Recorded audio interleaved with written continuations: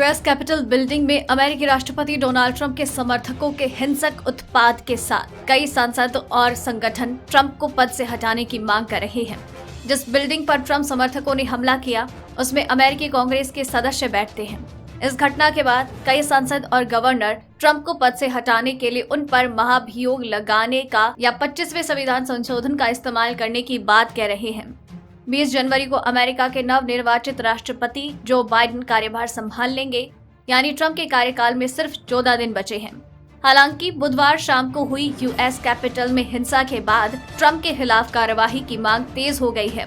दरअसल 6 जनवरी को अमेरिकी राष्ट्रपति चुनाव के नतीजों पर कांग्रेस अपनी मुहर लगाने वाली थी। ट्रंप समर्थकों ने इसे रोकने के लिए इमारत पर धावा बोल दिया।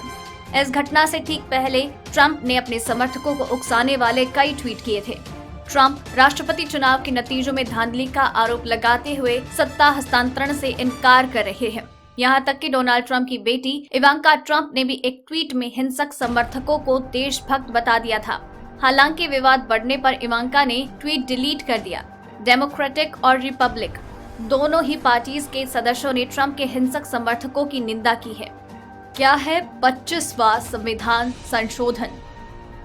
साल 1967 में अमेरिकी संविधान में 25वें संशोधन को लागू किया गया। इसके तहत ये व्यवस्था की गई कि अगर राष्ट्रपति शासन करने में अक्षम है या उसका निधन हो जाता है तो उसकी जगह किसी और को ये जिम्मेदारी दी जा सकती है। इसके साथ ही ये भी प्रावधान किया गया था कि राष्ट्रपति के इस्तीफे या निधन की स्थिति में उपराष्ट्रपति को स्थायी रूप से सत्ता सौंपी जा सकती है। नया उपराष्ट्रपति बनाने की ताकत राष्ट्रपति और कांग्रेस को संयुक्त रूप से दी गई है। क्या इसका पहले कभी इस्तेमाल हुआ है? दिसंबर 1973 में अमेरिका के उपराष्ट्रपति स्पिरो एग्न्यू ने इस्तीफा दे दिया था। इस्तीफे के 2 महीने के बाद गेराल्ड फोर्ड को 25वें संविधान संशोधन के जरिए राष्ट्रपति रिचर्ड निक्सन ने उपराष्ट्रपति बनाया।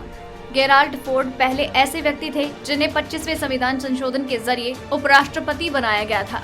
हालांकि इसके लिए 25वें संविधान संशोधन के पहले 2 सेक्शन का ही इस्तेमाल किया गया था।